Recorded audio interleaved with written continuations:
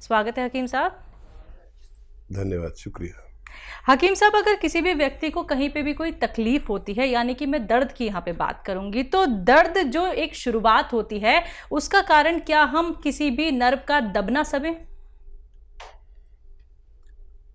देखिए, मेरा भी जो अनुभव है जी, वो यही है। सबसे ज़्यादा मैंने काम किया है दर्द के रोग पर। बिल्कुल। और मैंने पाया अपने अनुभव में कि सबसे ज़्यादा जो रोग होते हैं जी, वो रगें दबने से होते हैं, रगें कमज़ोर होने से होते हैं। मिसाल के तौर पर हाथ में दर्द आता है, जी जी, किसी की उंगली में, किसी की कौनी में, तो उसमें ज़्यादातर वजह होती है नसें दबना। नसें यहाँ दबती है, हाथ की नसें यहाँ दबती हैं जी। और पैरों में जो दर्द आता है तो पैरों की नसें हमारे कमर के नीचे के डिस्क जो है, हिप से ऊपर जो डिस्क है, यहाँ पर दबती हैं। और मैंने पाया कि 90-95% जो तकलीफ़ें होती, चाहे किसी घुटने में दर्द हो, चाहे पिंडलियों में खिंचाव हो, चाहे जलन हो, यहाँ तक कि घुटने में, थाइज में, पैरों में दर्द साइटिका की वजह से होता है। और साइटिका कहते हैं साइटिक नर्व के दब जाने को, और जो सिर्फ और सिर्फ हमारे कमर के डिस्क में दबती है, उससे हमारे ये पेन शुरू होता है। चलिए, इसी के साथ कॉलर जुड़ गए हैं, बात कर लेते हैं। पहले कॉलर हैं हापुड़ से वीना जी, स्वागत है आपका। हाँ जी, नमस्ते मैडम जी नमस्कार, बताइए। मतलब आज 3 साल से बात करनी है, अपने बेटे के बारे में बात करनी है जी। जी जी सर, उनका बेटे की उम्र 30 साल के। सर 3 साल पहले वो घुटने के बल गिर गया था। उसकी नसों में प्रॉब्लम है, मतलब दूसरी उल्टी टांग में, मतलब उसके बुल्ले पे बोल जाती है नसों में, पूरी टांग में। ठीक है, ठीक है। और मैडम जरा हल्का पन भी है, मतलब इस टांग में उस टांग में फर्क है थोड़ा सा। मैं समझ गया। देखिए, अभी यही बात हमने शुरू की थी कि ज़्यादातर हमारे जो तकलीफ़ होती है वो नसों के दबने से होती है, और ये बात आपने तस्लीम की। और बस 2 काम कर ले मेरे कहने से। देखिए, एक तो उस बच्चे को, अगर आपके घर में इंतज़ाम ना हो, ये वेस्टर्न टॉयलेट, कुर्सी वाला जो शौचालय होता है, इसका प्रयोग कराएं। नहीं है तो लगवा लें। बगैर दवा के भी ठीक हो सकते हैं ऐसे बच्चे जो कम उम्र हैं। और एक गोंद मैं जिक्र करता हूँ अक्सर, गोंद स्याह का, स्याह गोंद यानी काला गोंद, ये आप ख़रीद लें। असली लेना ज़रूरी है। इसके ये बहुत नकली दे रहे हैं लोग, एलवा दे देते हैं, कुछ और दे देते हैं। ये एलवा या कोई और चीज़ नहीं है, बल्कि ये अलग टाइप का एक गोंद है जो असली जिसको मिल जाए तो उसके लिए 100 ग्राम भी काफ़ी है ऐसे रोगों में। अब करना क्या है आपको कि ये असली लें, और ये 15-16 रुपये रोज़ की खुराक है। 2 बार खानी है तो 16 रुपये 15 रुपये खर्च होते हैं, ज़्यादा महंगा भी मिला तो। जायके में कड़वी बहुत है। गोंद है ये, इसको पाउडर बना लें और आधा ग्राम 2 बार दें, नाश्ते के बाद और खाना खाने के बाद।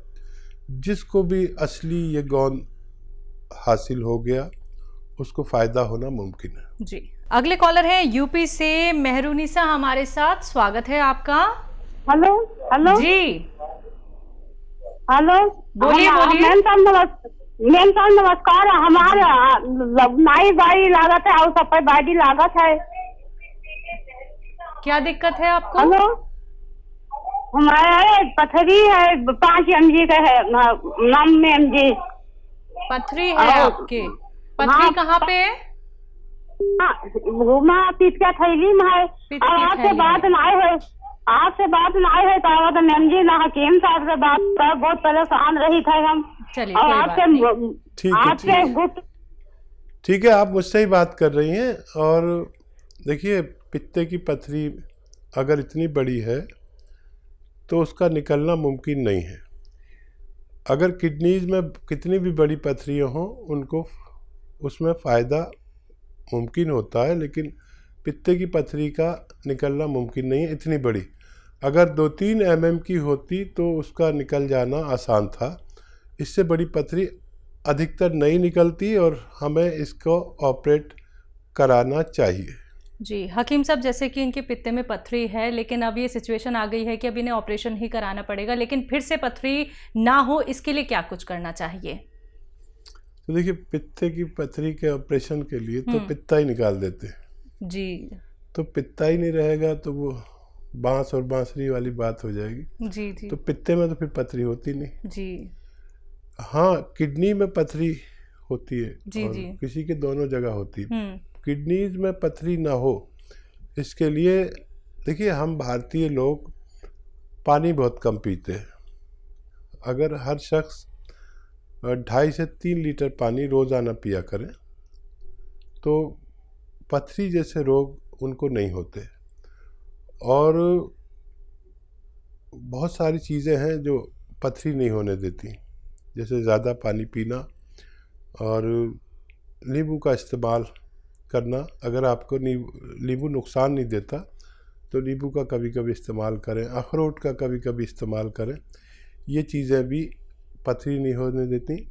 जैतून का सिरका इस्तेमाल करें कभी कभी, इससे भी हमें पथरी नहीं होती। चलिए, इसी के साथ अगले कॉलर हैं बलवीर जी, स्वागत है आपका। हाँ, हकीम साहब से बात करवाना है। बात कीजिए। जी बलवीर भाई, बताइए क्या सवाल है? मेरा सवाल है साहब, मुझे बवासीर की शिकायत है, मतलब खूनी बवासीर है मेरे। हाँ, खूनी बवासीर है। आवाज़ कम आ रही है आपकी। खूनी बवासीर है, खूनी बवासीर। ठीक है, ठीक है। कितनी आयु है आपकी? मेरी आयु 52 साल की। और कब से है? जो हुआ वो 3-4 महीना गोली दवाई खा ली तो मन तो पड़ जाता है, फिर दोबारा हो जाता।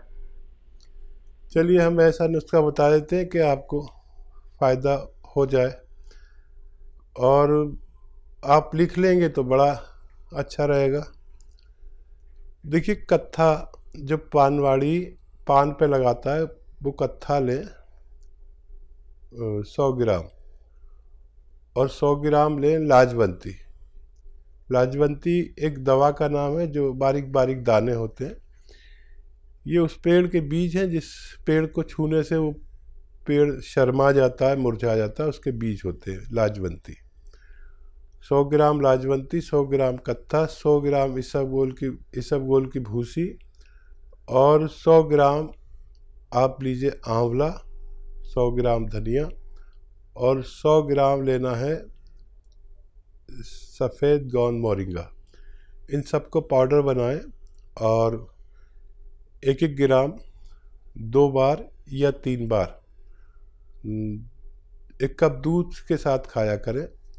खाने के पश्चात तो आपको फ़ायदा होना मुमकिन है। जी, बिजनौर से हैं सुमन जी, स्वागत है आपका।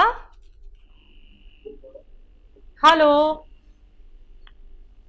सुमन जी, आपको मेरी आवाज मिल पा रही है? हेलो, चलिए माफ कीजिएगा, आपकी कॉल यहाँ पे डिस्कनेक्ट की जाती है। सुमन जी, शायद आप टीवी से हमें सुन रही थी। दर्शकों, आप सभी से कहना चाहूंगी, जब भी आप लोगों की कॉल कनेक्ट हो जाती है, एक तो बहुत मुश्किल से आप लोगों की कॉल लगती है क्योंकि आप यही चाहते हैं कि लाइव कार्यक्रम में हकीम साहब से बात हो जाए, तो 2 बातों का आप लोगों को ख्याल रखना है। एक तो टीवी का वॉल्यूम कम करके हमसे बात कीजिए, कॉपी पेन लेके जरूर बैठिए। इसी के साथ अगले कॉलर हैं, बात कर लेते हैं। स्वागत है आपका। क्या नाम है आपका? सुमन। अच्छा सुमन जी, जी जी बोलिए, सवाल करिए।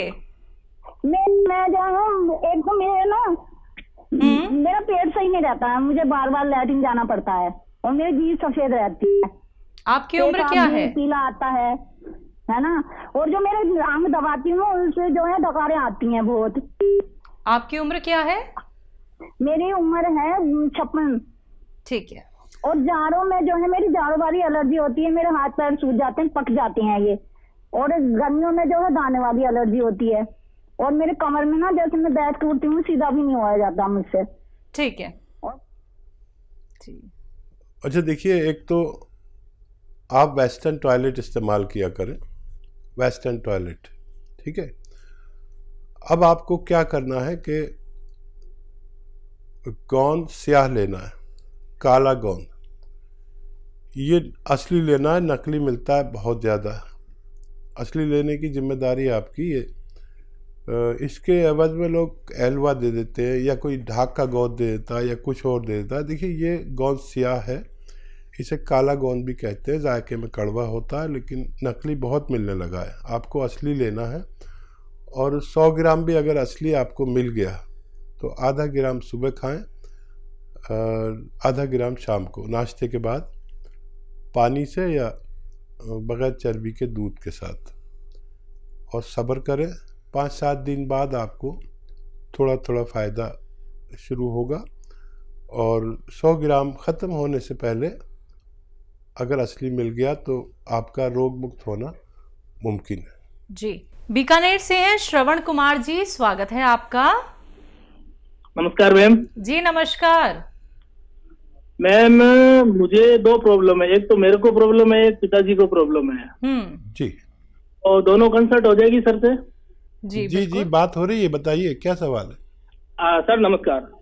आदाब। सर मैं यूँ कह रहा था कि मेरे पिताजी की उम्र है 67। ठीक है। तो सर वो 20 साल से उनको मतलब दिक्कत है, परेशानी रहती है, उनको हाथ पांव दर्द जलन सब रहता है। अभी 3-4 साल से उनको कमर में बहुत दर्द रहता है और दोनों पाँव में दर्द रहता है, और लेफ्ट पाँव में ज्यादा रहता है, चलने में प्रॉब्लम आती है उनको। ठीक है, दूसरा सवाल। दूसरा सवाल सर मेरा है, तो मेरे को 2 साल पहले सर मैं कोई गांव में अपने गाय को बांध रहा था, तो गाय ने मुझे घसीट लिया था थोड़ा सा।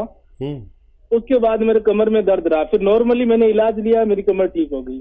उसके बाद मैं वैसे पंडितीय कर्म करता हूँ, तो मैं पाठ पूजा अभी नवरात्रा में कंटिन्यू 10-10 घंटे तक पूजा की थी। उसके बाद में सर मेरे ये राइट पाँव में दर्द रहने लग गया। अब कमर में तो दर्द नहीं है मेरे बिल्कुल भी, और ये जहाँ इंजेक्शन लगाते ये कुल्ला होता है ना, यहाँ से लेकर के एडी तक बहुत ज्यादा दर्द होता है। कभी तो ऐसे हो जाता है मैं बैठा रहता हूँ तो ऐसे लगता है मेरे कोई दर्द नहीं है, और चलता हूँ या फिर लेटता हूँ तो एकदम सीधा फ्रंट आंगन ये बेड पे सीधा बिना गद्दे के लेट नहीं सकता मैं, इतनी दिक्कत होती है सर। श्रवण कुमार, आपकी आयु कितनी है? मेरी आयु सर 27 है। अच्छा देखिए, नुस्खा एक है और फायदे आप दोनों को उससे होने चाहिए। आप नुस्खा लिखने के लिए तैयार हैं? बिल्कुल सर, मेरी वाइफ वीडियो बना रही है सर। अरे बहुत अच्छा, आप जैसे समझदार लोग हो जाएं तो मेरी बहुत सारी मुश्किल आसान हो जाए। अच्छा देखिए, आपको क्या क्या लेना है और कितना कितना लेना है, बस आप इस वीडियो से आप लोग बहुत लोगों की सेवा कर सकते हैं। देखिए, एक दवा है जिसे कहते हैं उन्नाब।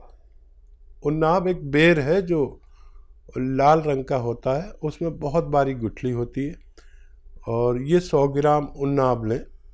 100 ग्राम उन्नाब और 100 ग्राम अलसी।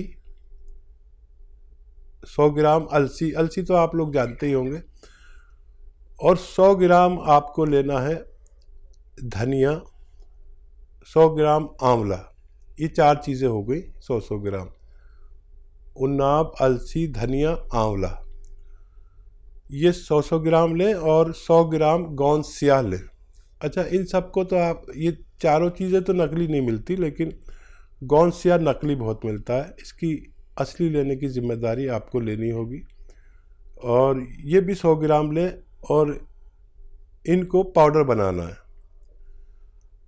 अच्छा, उन्नाब की गुठली निकाल देना, फिर पाउडर बनाना। ये एक बहुत खुश जायका बेर होता है उन्नाब, जो सुर्ख रंग का होता है, और इसे ईरानी बेर कहते हैं, और हमारे हिकमत में यूनानी में इसे उन्नाब कहते हैं। उन्नाब, इनको पाउडर बना लें और 1-1 ग्राम आप दोनों बाप बेटे, और आपका तो नाम इतना अच्छा है श्रवण कुमार, पिताजी के ताल्लुक़ से आपने बात की है, तो श्रवण कुमार तो अपने माता पिता का बहुत ख्याल रखते थे, शायद यही सिफत आप में आ गई।